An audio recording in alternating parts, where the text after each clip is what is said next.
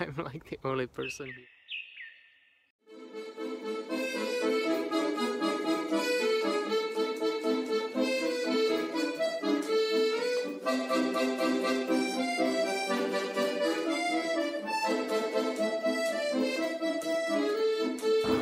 Hello internet, welcome to Lex Universe.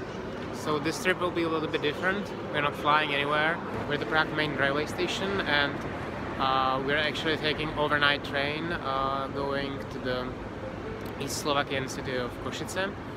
We should arrive there at 6 o'clock, and the plan for this weekend is to go across the border to Ukraine and visit the Ukrainian town of Uzhhorod, which is like the capital of the Carpathian part of Ukraine.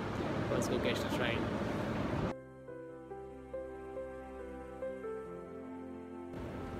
So the trip should be about 8 hours, and I bought something called business class, so I really hope that it will be comfortable. Anyway, see you in Košice.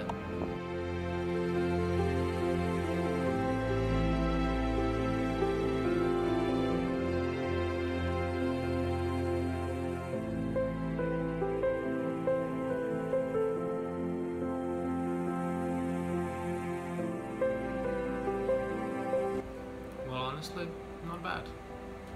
I could get used to this. So welcome to Košice. This place looks really creepy in this early in the morning, so let's go catch our bus to Uzhhorod.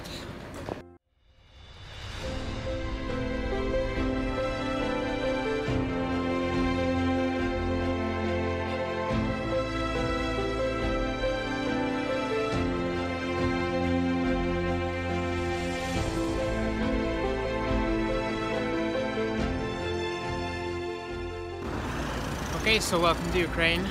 We're just arrived in Ужгород, and now I'm on my way to the city center. To be honest, it was actually for the first time in like 20 years that I crossed the land border crossing.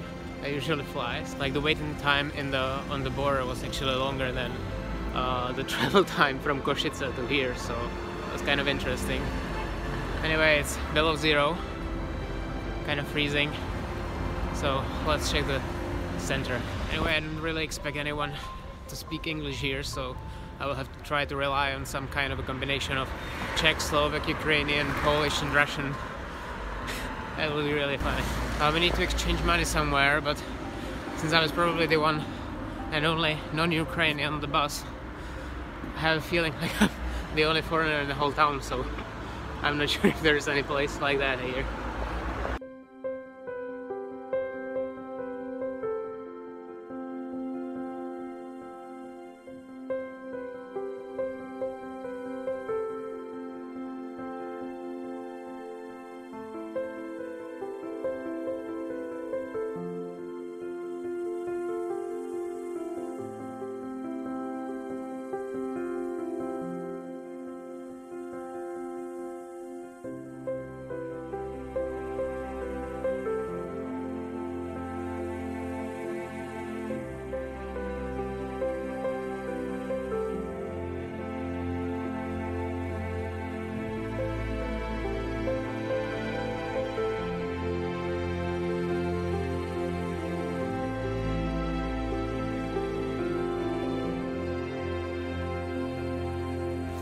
It always strikes me as interesting. You have like a city that falls on your head, but the churches and the governmental buildings are always beautiful.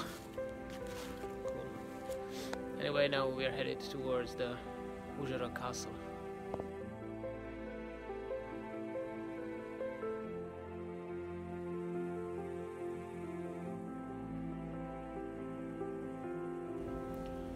Okay guys, so we have approached the castle.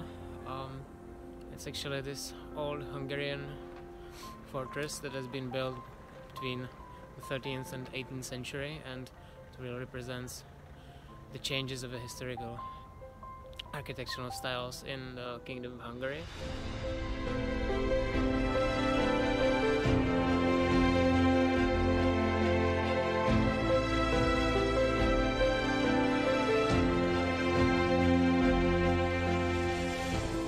So we're in the Museum of the Folk Architecture. I decided to come here after all, and it was such a good idea. You're like the only, I'm like the only person here. It really feels like I'm in some Carpathian village. I love it.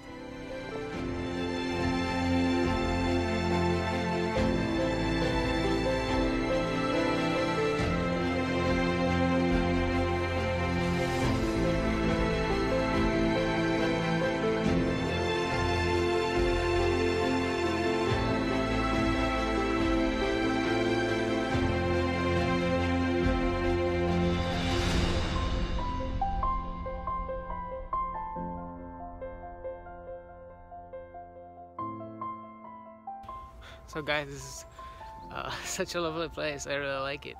So it costs like 25 hryvnia, which is like nothing, and it's beautiful, really.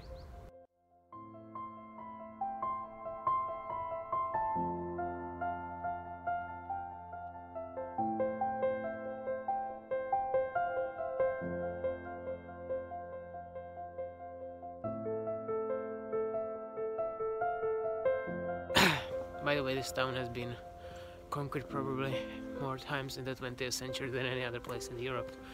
If you were born in 1900 and died in 2000, you basically lived in several states over the years. It was part of Austria-Hungary, then it became part of the first Czechoslovak Republic. Then it declared independence for like 12 hours before it was annexed by Hungary. Then it was conquered by the German Reich, and eventually it was annexed by the Soviet Union, became part of Ukraine, and now it's part of the independent Ukraine. Quite an interesting history here.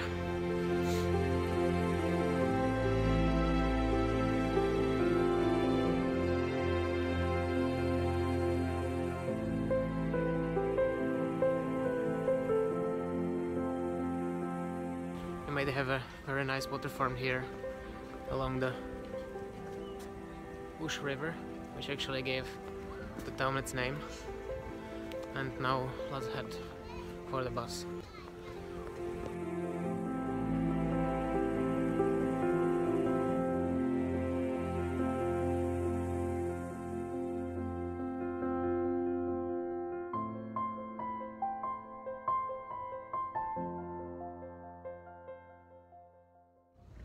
So I'm at the bus station in Ужhhorod, and I will talk to you from Košice. We're going back.